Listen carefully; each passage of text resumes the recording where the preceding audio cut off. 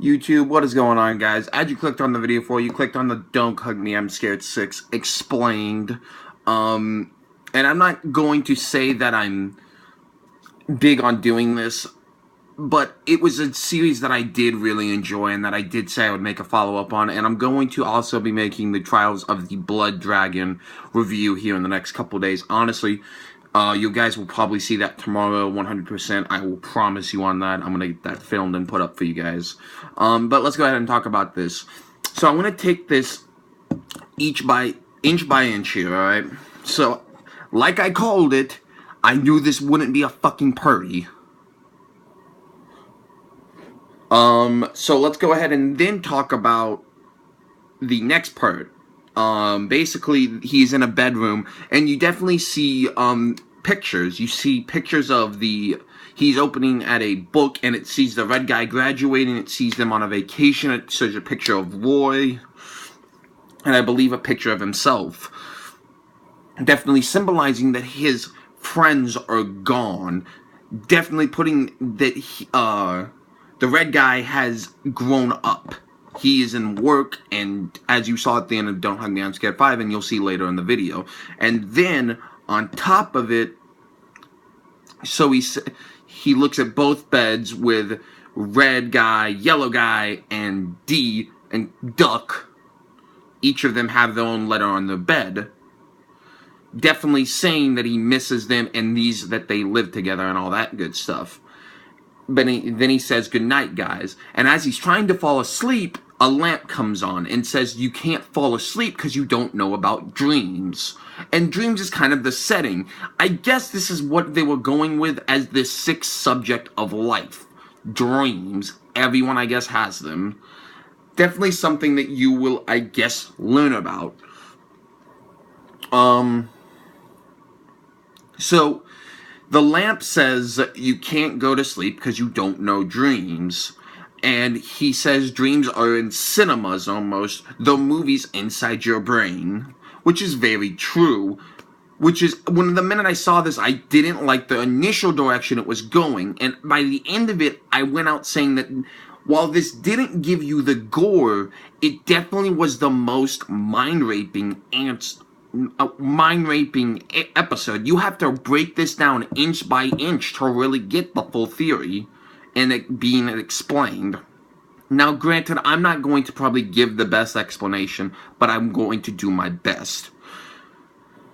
Now, if you continue on, is that Roy is continuing to watch over him, even watch his dreams. He wants to know, as you know, Roy's the media. Roy is watching over the yellow guy. And again, it is really its character that a lamp is telling you to go to sleep, but you can't without dreams. And in turn that he's making him stay awake because he's annoying him with talkers of dreams. And then we go to something completely different. You see the red guy, Harry, I'm going to call him Harry now, Harry at his job, and due to him, I guess, of his childhood not wanting to let it go, and also maybe even being so marked as a child, wanting to think that another one of basically the entire office is Harry's, and another red guy says, "Hey, I need you to put these files away for me." And he says, "Hey," and he goes, "Hey, would it be funny if one of these files got up and started dancing and talking?" And he says, "No, that's boring." And you see him at a bar now with all of his co-workers chit-chatting and having a good time, with him almost being the outcast. And with this being said, he goes on, we see another of his co-workers playing on stage with the piano. Later, you then see him get up on stage with a boombox and microphone, and him removing his clothes, his business clothes. And then he starts singing the beginning of the Get Creative song. Now, this is definitely something that's interesting. Him not wanting to let go of his childhood. Now, this you can say 100% is him not wanting to let go of his childhood. The reason he isn't is because the media and this is almost symbolizing of this episode, the media can always pull you back in. And that's what you saw when he went back almost into Roy's basement, is what I want to call it. Now, you can say that they live in Roy's basement, but I don't think that's necessarily the case. I think he was transported into Roy's basement, and you can see the media is drawing him back in.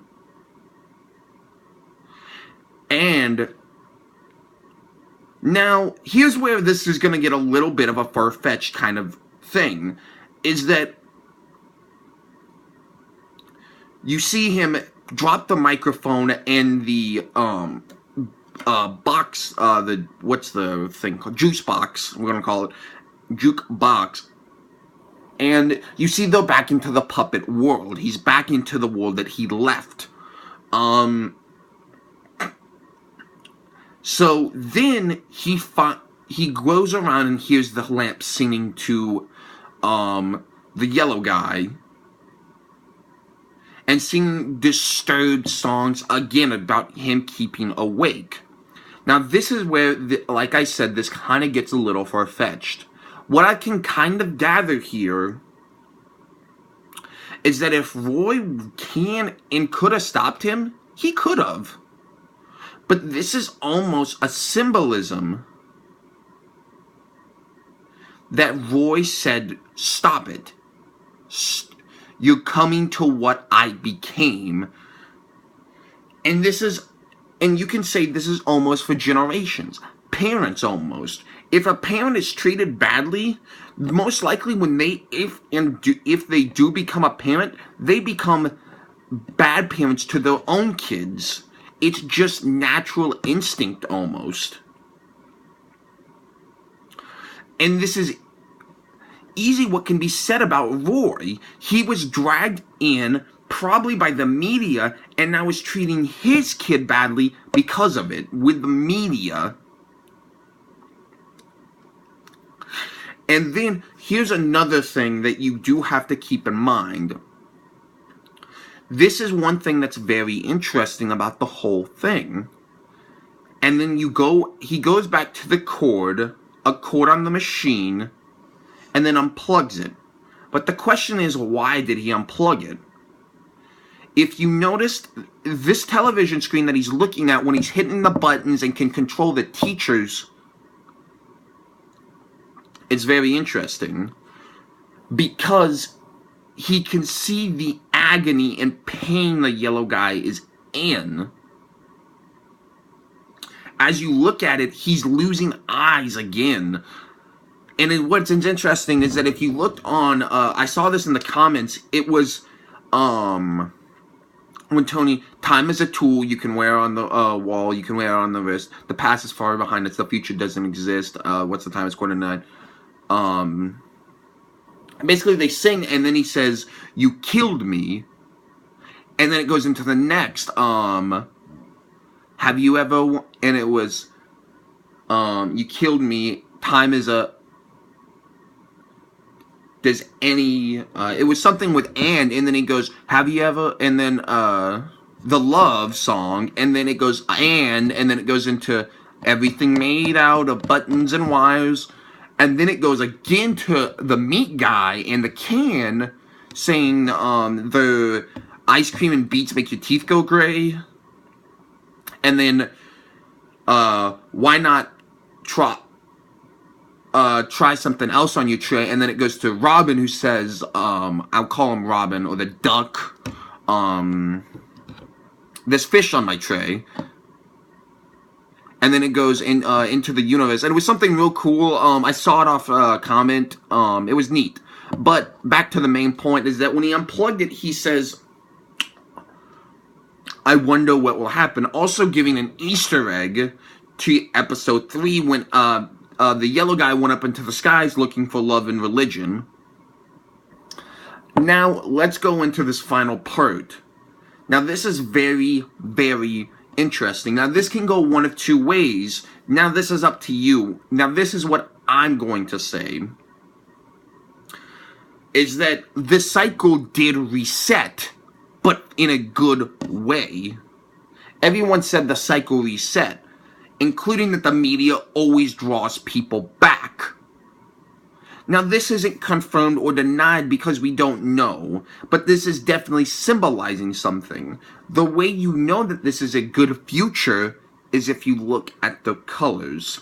At first glance, you think the cycle's just repeated and they're different.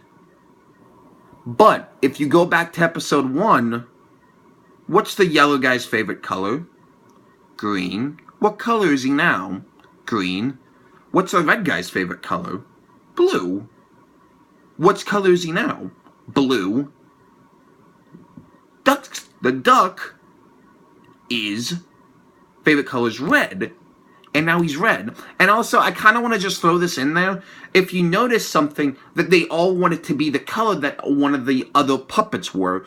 The red guy wanted to be blue like Manny's overalls.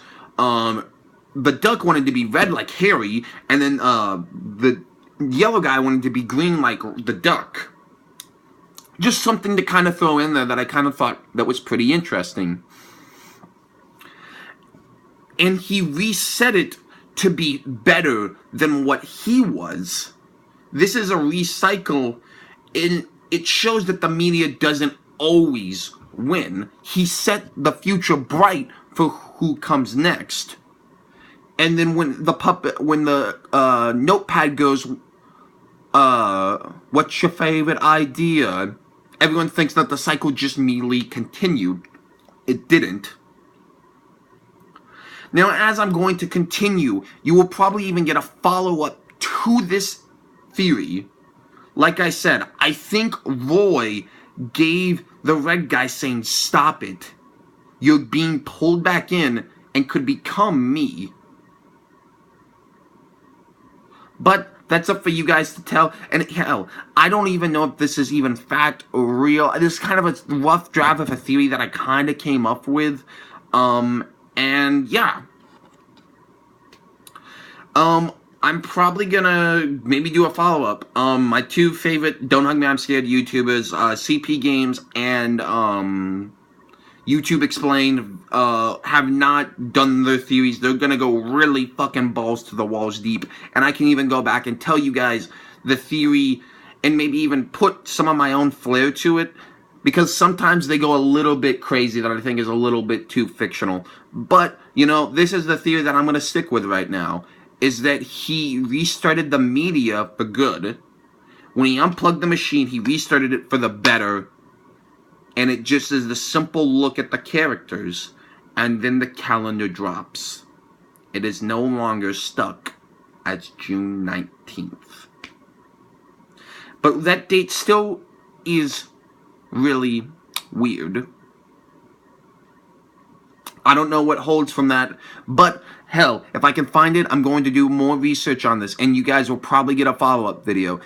And you know what? I've actually decided I'm going to film right now the Trials of the Blood Dragon review. So enjoy your double upload today, guys. And, go ahead. And I'm actually might do something a little bit different. I had a really embarrassing moment today, and I think I'm going to upload it to the internet because it seems like it's the fucking best idea. So, hope you guys enjoyed this video. Remember to like, favorite, share, comment, and most importantly, subscribe for brand new content, guys. It does mean a lot. And tell me what your own theories of Don't Hug Me, I'm Scared episode 6 down in the comments below. And YouTube, let's have a great day. And YouTube, have a great one. Peace out, guys. Thank you. Bye. Wow. Damn it. Have a good one, guys.